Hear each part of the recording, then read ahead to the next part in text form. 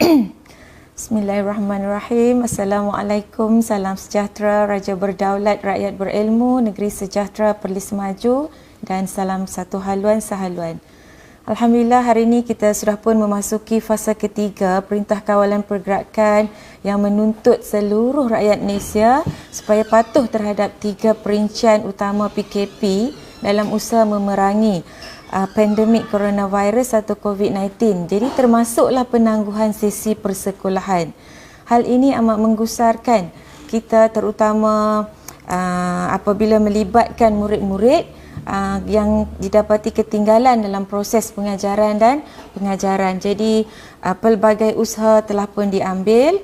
Maka pada hari ini insya-Allah kita akan meneruskan fasa kedua program tuition online Perlis Mengaji yang dikuasakan oleh Jaib Maips dengan kerjasama Kerajaan Negeri Perlis dan JPN Perlis menerusi slot Bahasa Melayu SPM bersama cikgu dengan memfokuskan aspek penulisan karangan bahan ransangan. Baik, sebagaimana lazimnya sebelum kita mula kelas, kita akan bacakan doa terlebih dahulu. Baik, sama-sama kita bacakan doa. Auzubillahi minasyaitanirrajim. Bismillahirrahmanirrahim. Allahumma aftah alaina hikmataka wa anshur alaina min khazaini rahmatika ya arhamar rahimin. Amin. Baik, alhamdulillah doa kita, moga doa kita dimakbulkan, dan jangan lupa ya anak-anak bersedia dengan pen dan juga buku catatan. Baik, sebelum tu cikgu perkenalkan diri terlebih dahulu. Saya Cikgu Syahrum binti Saad, berasal dari Kampung Gial Tengah, Mata Air Perlis, memulakan pendidikan awal di Sekolah Kebangsaan Guar Nangka sehingga tamat darjah 6. Seterusnya ke Sekolah Menengah Datuk Syekh Ahmad Arau sehingga tingkatan 6 dan melanjutkan pelajaran ke Universiti Sains Malaysia untuk mengikuti program Sijil Teknologi Pendidikan dan Multimedia. Masa tu terasa usia ni masih muda, peluang sentiasa terbuka, maka cikgu menyambung pengajian di Universiti Melaya Kuala Lumpur dalam jurusan pengajian media dengan pengkhususan meja kewartawanan dan penulisan kreatif sehingga memperoleh ijazah sarjana muda sastra. Seterusnya mengikuti program KPLI di Institut Bahasa Melayu Malaysia Kuala Lumpur sebelum ditugaskan berkhidmat di negeri kelahiran yang indah lagi Permai ini. Cikgu memulakan tugas sebagai guru mata pelajaran Bahasa Melayu di SMK Syed Sirajuddin pada tahun 2004 sehingga 2018. Kata orang lama, ibarat sirih pulang ke gagang. Pada tahun 2019, cikgu meneruskan kerjaya perguruan di SMK Datuk Syekh Ahmad sehingga kini. Selesai kenalan. Baik,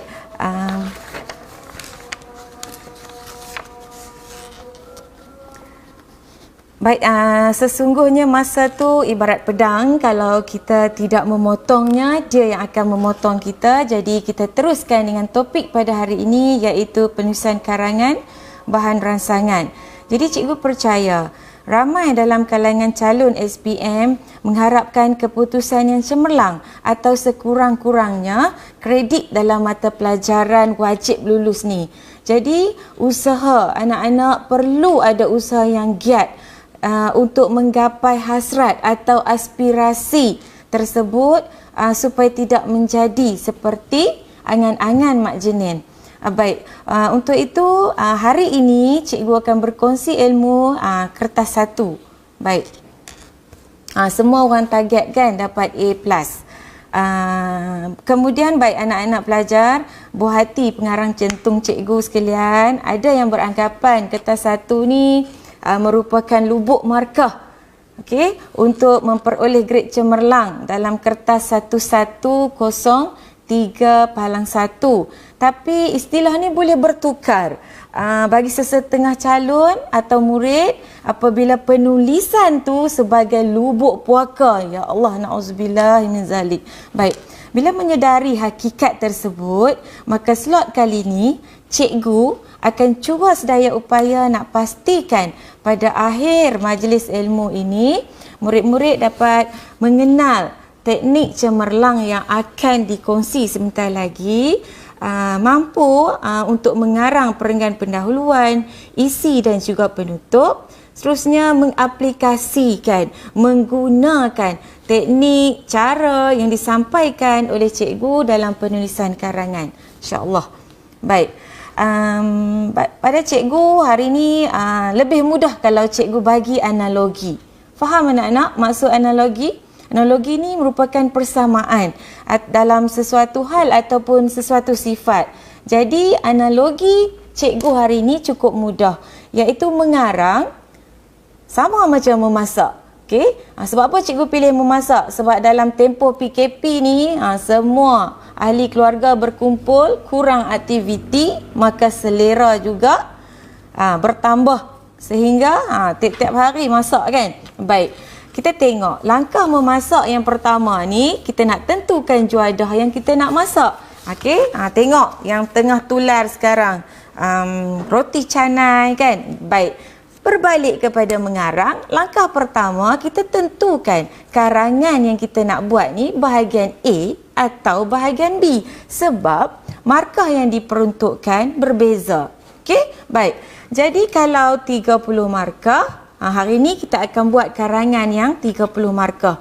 Kemudian langkah yang kedua, kita kena tahu, kita kena cari resepi. Kalau kita nak masak, kita tidak tahu resepi, maka kita akan gagal.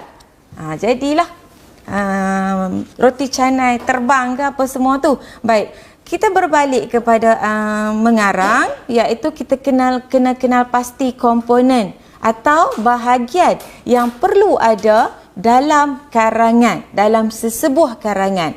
Baik, seterusnya diikuti langkah ketiga, kita kena baca, kita kena analisis cara demi cara untuk memasak, betul kan? Baik, kemudian kalau merujuk kepada mengarang pula, langkah ketiga kita kena ada. Bila dah ada, kena hafal rangka karangan tersebut. Kalau ada tapi tak hafal, kita tak boleh praktikkan semasa mengarang. Baik. Kemudian langkah keempat, proses memasak. Bila merujuk proses memasak, suka cikgu ingatkan bahawa masa memasak kita kena kawal api, kita tak boleh leka nanti hangit, kita kena perasakan masakan tu secukup rasa supaya enak kan?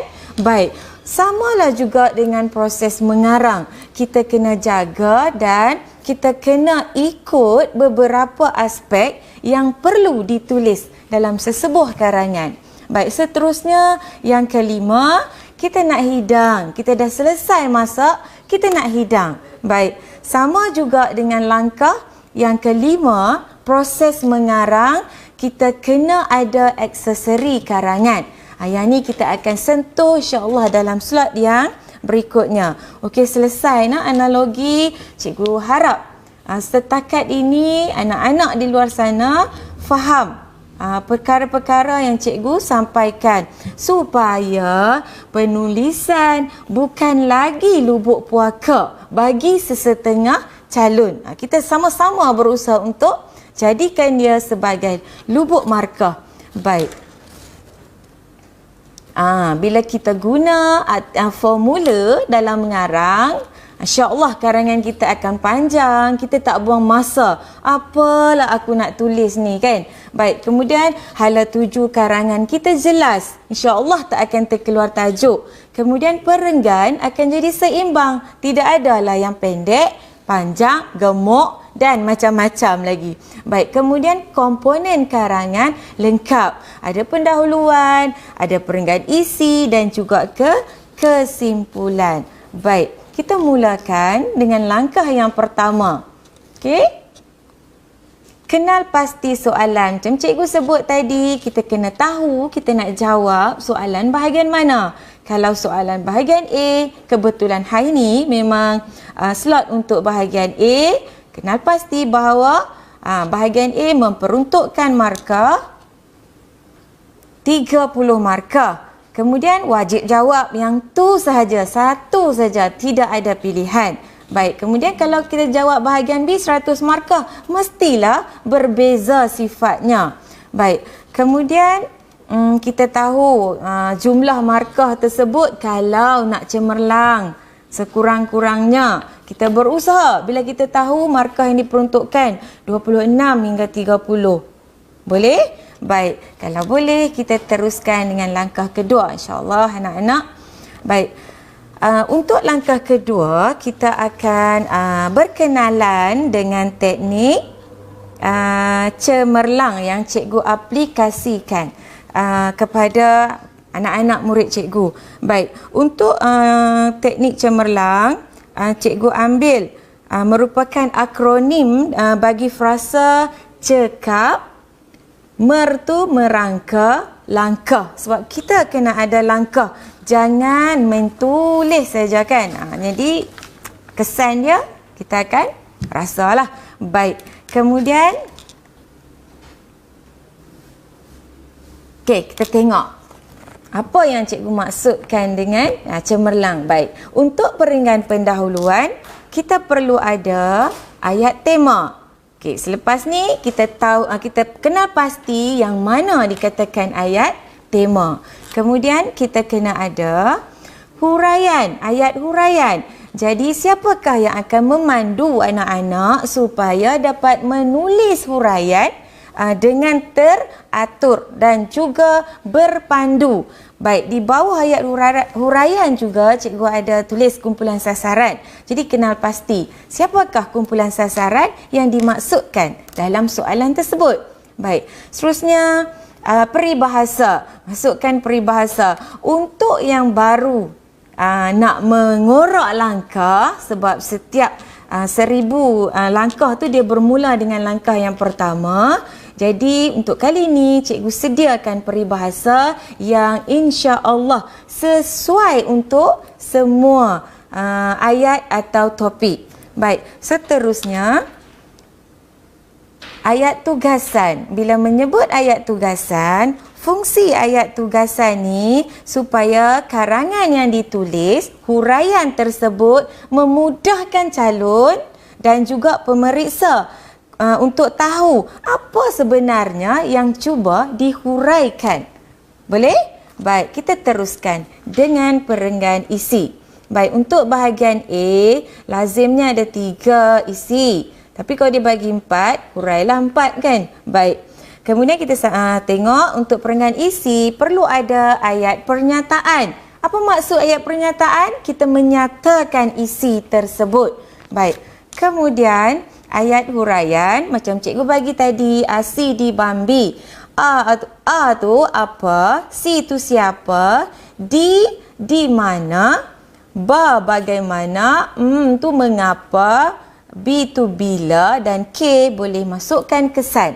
Baik, seterusnya peribahasa. InsyaAllah untuk yang akan datang peribahasa, senarai peribahasa juga perlu ada dalam minda. Kena hafal lah kan, dia tak akan jatuh dari langit ke-7. Maksudnya kena ada usaha.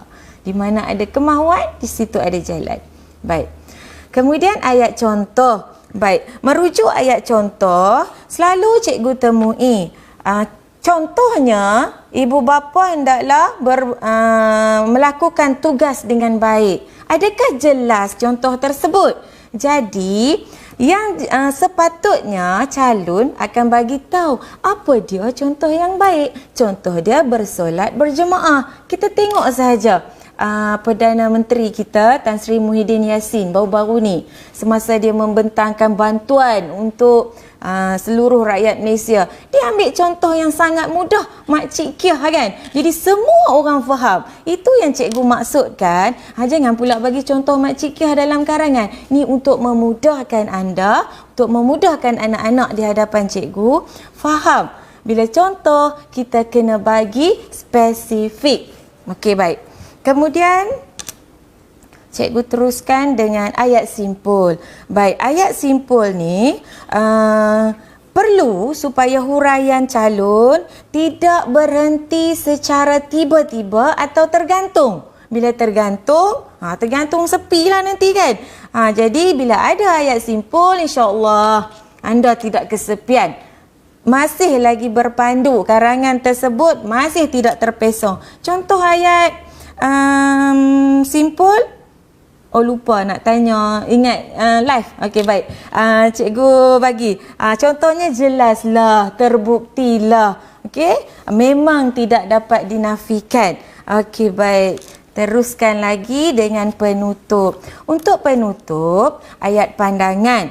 Cikgu dah buat siap-siap juga dalam rangka karangan. Nanti kita guna tengok macam mana. Tak sabar untuk tengok kan? Baik. Kita teruskan dengan ayat cadangan. Ayat cadangan mirip ayat kesimpulan untuk rumusan. Ada pihak, haruslah, apa tindakan dia dan apa kesannya agar. Okey, baik. Jelas cikgu? Terang tadi. Okey, kemudian masukkan peribahasa. Untuk kali ini cikgu bagi kan cikgu kata. Okey, baik. Kemudian ayat harapan. Apa harapan kita terhadap tajuk atau tema tersebut? Semuanya yang baik-baik, insya-Allah. Tidak ada yang menaruh harapan saja. Baik, kita teruskan dengan langkah yang ketiga, iaitu rangka karangan. Langkah ketiga kita dah nak mula buat ni. Mesti ada rangka karangan dan kita kena hafal. Okey. Bila dah hafal, maka kita bolehlah bergerak ke langkah yang keempat. Langkah keempat, kita nak buat apa? Nak masak. Okey, kita nak mengarang. Pastikan tidak hangit dan ikut langkah demi langkah. Ikut resepi, jangan pandai-pandai sebab kita masih lagi baru kan. Kita nak tukar. Baik, stigma, lubuk markah. Lubuk puaka kepada lubuk markah. Baik, untuk proses mengarang, ini dia contoh soalan cikgu bagi. Baca dulu soalan, imbas dulu soalan sepintas lalu. Kalau bahasa mudah, scan dulu soalan. Okey, baik. Kemudian bila dah scan soalan, kita labelkan. Jangan sayang soalan tu. Okey? Baik. Kita labelkan. Ini yang cikgu maksudkan. Pemakanan seimbang sebagai tema. Kemudian tadi cikgu kata kumpulan sasaran siapa? Diikuti dengan tugasan. Apa tugasan calon untuk kali ini? Untuk buat soalan ni kan? Nak jawab soalan ni, apa tugasan anda? Isi 1, isi 2 dan isi 3. Tolong labelkan sebab masa mengarang nanti bila anda tidak merujuk soalan, kemungkinan besar untuk lupa tu tertinggal semua ada kan, sebab anda akan menjadi seperti lipas kudung apabila mengejar masa kan. Kalau kaki tu boleh tulis, semua nak bagi tulis, tangan nak tulis, semua nak tulis dalam masa yang sama. Tapi kalau kita ada perancangan, kita label, kita bertenang, insya-Allah kita boleh buat dengan baik, dengan elok. Baik, kita mulakan untuk mengarang. Baik, inilah yang cikgu janjikan tadi, rangka karangan. Siapa kata? Ada yang cakap cikgu untuk kertas 1 BM ni kita tak payah hafal-hafal. Kita terus saja masuk sebab kita mana tahu soalan apa. Kita kena mengarang. Tanggapan tersebut perlu diubah. Memandangkan kalau tidak ada apa-apa idea bagaimana anda mampu mengarang dengan baik. Baik, cikgu bacakan di sini, tengok. Cikgu labelkan, ada tema. Baik, ingatkan tadi tema. Yang mana tema? Masukkan bahagian sini. Seperti yang cikgu janjikan, buah mulut cikgu bagi siap-siap sebagai peribahasa lengkap. Ada ayat tema, ada peribahasa, kemudian ayat huraian. Tadi cikgu tunjuk ayat huraian tu yang kedua. Yang ni cikgu letak peribahasa dulu. Tidak menjadi masalah untuk menentukan kedudukan ayat-ayat tersebut. Cuma kalau ayat pernyataan, kena ikutlah di atas. Ayat simpul yang akhir sekali, ayat tugasan yang akhir pada perenggan pendahuluan. Baik. Kemudian cikgu dah bagi dah kat sini. Mengapa, apakah? Sebab ramai dalam kalangan anak-anak, murid cikgu akan cakap, cikgu bila buat dengan cikgu semua kami tahu. Bila masuk dalam dewan periksa hilang bersama angin lalu. Sebab apa? Sebab di dalam kelas cikgu selalu merangsang idea anda, merangsang idea anak-anak dengan soalan-soalan. Jadi bila ada soalan, mudahlah untuk dijawab. Okey, baik. Kemudian ni persoalannya apakah? Masukkan tugasan. Baik, cikgu tunjuk. Kita cuba untuk karang.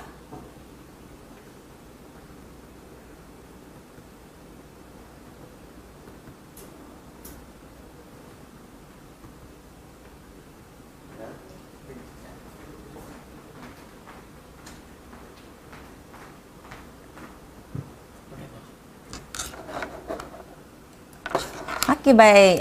Kita karang kat sini, baik. Tengok di sini.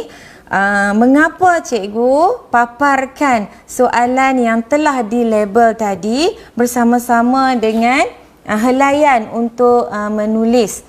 Baik, untuk mula mengarang. Sebab untuk cikgu tunjukkan bahawa anda perlu merujuk setiap kali mengarang.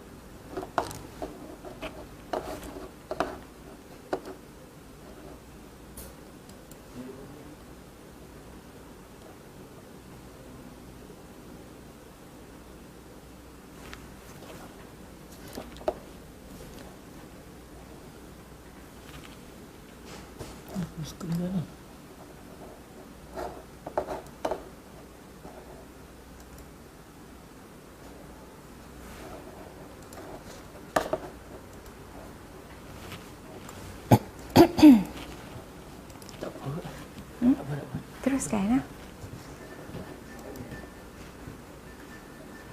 Teruskan. Baik, kita mulai dengan perenggan pendahuluan. Dewasa ini sudah ada kan isu mengenai temanya di sini ialah pemakanan seimbang. Jadi anak-anak tulis saja pemakanan seimbang. Tu sahaja yang kena tuliskan. Okey. Pemakanan seimbang. Okey, baik. Okey, baik. Ni yang dikatakan tema tadi. Kemudian menjadi buah mulut. Bahagian yang bergaris ni pemakanan seimbang lah. Kan? Kadang-kadang dia mengalami.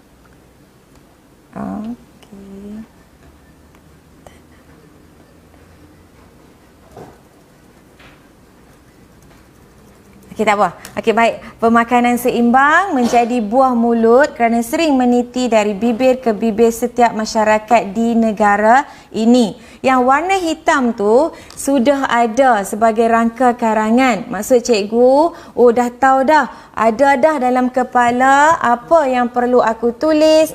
Tinggal lagi nak dapatkan soalan dan terus menulis.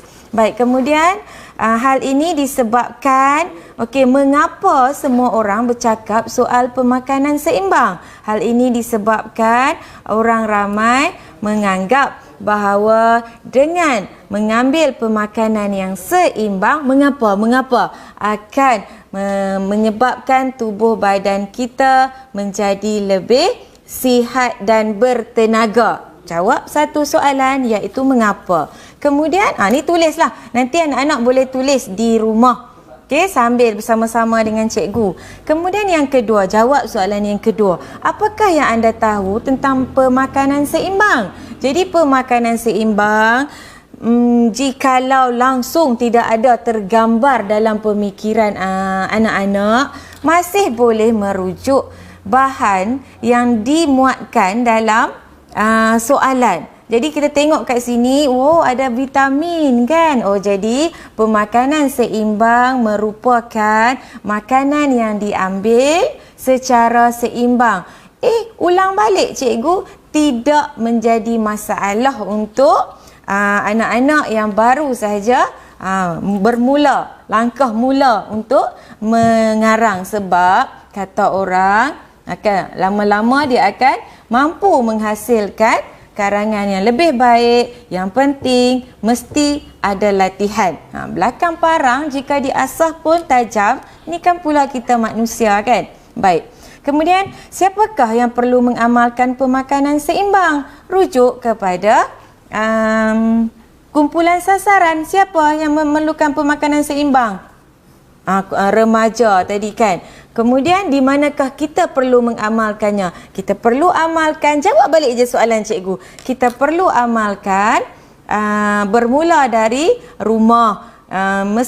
Kemudian boleh juga cerita kalau kita berada di luar, sama ada di sekolah, di tempat kerja dan sebagainya. Bagaimana cara mengamalkan? Kita kena ambil makanan yang sihat, yang tidak mengandungi banyak sebut Ajinomoto ke? MSG kan. Kemudian makanan yang mengelakkan pengambilan makanan segera. Ada 2 saja cikgu, saya ingat, lain tak ingat, dan lain-lain. Jangan bagi 1 dan lain-lain. Bagilah 2 atau 3. Kemudian bilakah waktu yang sesuai untuk amalkan? Waktu yang sesuai untuk diamalkan ialah sejak kecil. Jadi misalnya ni boleh masuk, misalnya kita mengamalkan pemakanan seimbang sejak kecil, terutama mungkin kepada kanak-kanak yang baru berumur setahun jagung, boleh juga.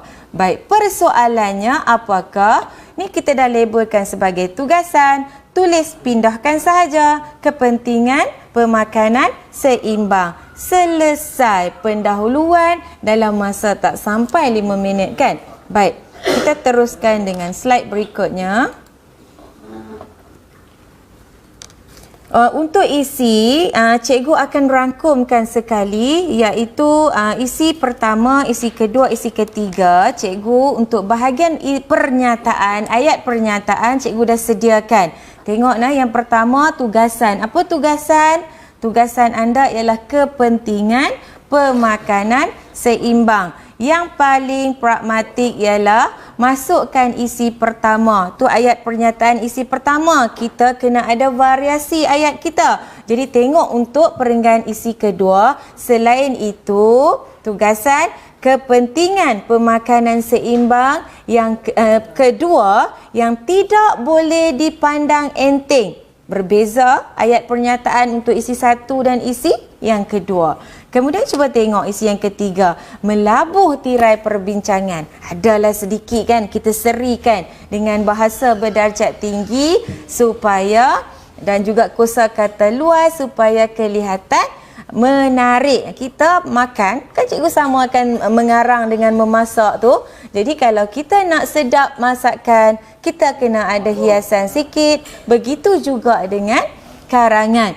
Okey, baik. Kita beralih balik. Kemudian cikgu kata masukkan dalam konteks ini ataupun bila ada tanda palang, hal ini bermaksud apakah yang dimaksudkan dengan. Okey, baik. Untuk isi yang pertama tadi, kita tengok mengelakkan jangkitan penyakit. Okey. Kita teruskan dengan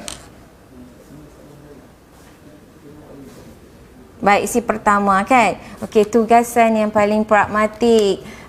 Tugasan kepentingan pemakanan seimbang yang paling pragmatik ialah masukkan ni anak-anak. Isi yang pertama, mengelakkan jangkitan penyakit titik. Baik, dalam konteks ini, apa maksud mengelakkan jangkitan penyakit? Mengelak jangkitan penyakit bermaksud kita tidak akan mendedahkan diri dengan sebarang penyakit. Bertepatan dengan peribahasa hendak 1000 daya tak hendak 1000 dalih, iaitu kita perlu bersungguh-sungguh untuk mengelakkan diri daripada dijangkiti penyakit. Bagaimana cara nak elak? Jangan makan benda-benda yang manis, boleh mengakibatkan penyakit diabetes. Jangan makan masin, mengelakkan darah tinggi. Nampak secara tidak langsung.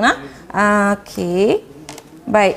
Kemudian bagaimana cara? Okey, cikgu dah masukkan. Jadi faham Asidi Bambi, anggaplah sebagai cikgu yang masuk merangsang anda untuk menulis semasa dalam Dewan Peperiksaan.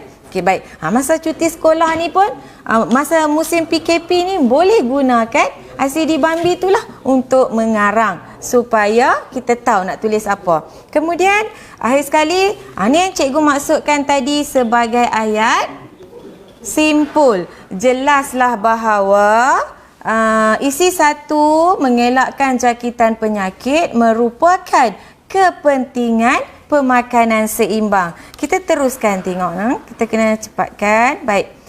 Untuk ayat tugasan,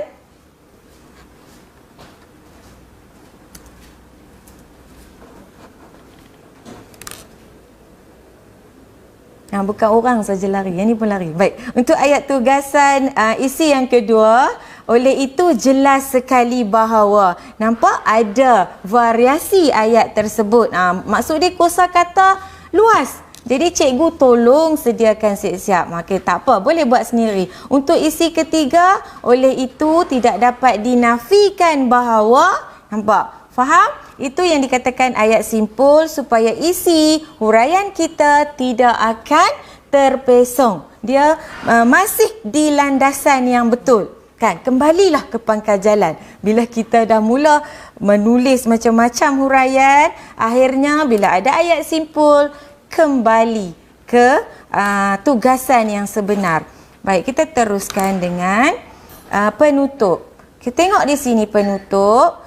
Macam cikgu cakap tadi, selalunya bahagian penutup anda seperti lipas kudung. Sebab selalunya penutup ni akan ditulis masa 5 minit sahaja calon-calon. Masa diingatkan hanya 5 minit sahaja lagi, mula dah gelabah. Tetapi sebab kalau dah ada dalam rangka pemikiran anda, dah hafal dah benda ni, 5 minit saja anda mampu menulis penutup dengan sempurna. Anda mampu mengubahnya. Baik, kita mula. Sudah terang lagi bersuluh bahawa terdapat pelbagai apa tugasan? Kepentingan pemakanan seimbang. Sehubungan dengan itu, semua pihak sesuaikan. Betul ke semua pihak ni ayat cadangan awak ni? Kalau pemakanan seimbang, cikgu rasa sangat sesuai untuk ambil semua pihak berganding bahu bagai aur dengan tebing untuk melaksanakan usaha. Jadi adakah ini usaha? Kita tukar. Pandai-pandai ubah. Bila cikgu ada dalam kelas secara langsung akan, cikgu mana sesuai usaha? Pandailah. Tu kan bijak lah tu. Boleh berfikir. Jadi kita boleh tukar untuk mengamalkan ni. Usaha tu mengamalkan tema pemakanan seimbang. Pada waktu yang sama, kita mesti sedar akan hakikat bahawa setiap kejayaan mesti diiringi usaha, kerana jika tidak dipecahkan ruyung, mana akan dapat sagunya. Dengan ini, hasrat untuk buat apa? Untuk mengamalkan pemakanan seimbang dapat direalisasikan. Selesai untuk menulis karangan. Baik, kita teruskan. Alhamdulillah, Tanya berjaya kan menulis karangan untuk hari ini, dan kita semak dulu. Jangan terus bagi, nanti bimbang. Apalah tulis macam mana ni kan. Baik, yang penting kena baca arahan. Ingat, cikgu ingat sekali lagi, jangan masukkan perenggan isi dalam pendahuluan. Setiap isi tulis satu saja dalam setiap perenggan tu. Tak boleh gabungkan dua isi Baik, kemudian kalau cikgu saya macam minat lah nak tulis isi ni satu, lepas tu saya nak tulis lagi isi tu. Tidak, tak boleh. Yang tu dikira sebagai mengulang isi. Jangan masukkan isi dalam kesimpulan. Perlu atau tidak dalam kesimpulan? Tak perlu. Cikgu dah bagi dah tadi. Ada tak ayat isi? Tidak ada kan? Baik, kemudian perenggan kesimpulan kena seimbang. Jangan jadi seperti kepala besar, kaki kecil. Tidak seimbang. Tak balance orang kata kan? Okey, baik. Langkah kelima, aksesori karangan. Kita tunggu sambungan. InsyaAllah panjang umur untuk slot yang berikutnya. Baik. Semoga anak-anak sekalian akan beroleh kejayaan dan tercapai segala objektif yang cikgu harapkan pada hari ini yang telah digariskan tadi. Faham teknik cemerlang tu apa, boleh mengarang berpandukan rangka karangan yang diberi, kemudian boleh kena aplikasikan perkara tersebut. Sekali lagi cikgu ingatkan bahawa kita teruskanlah belajar sepanjang tempoh PKP ini, belajar dari rumah atau learn from home.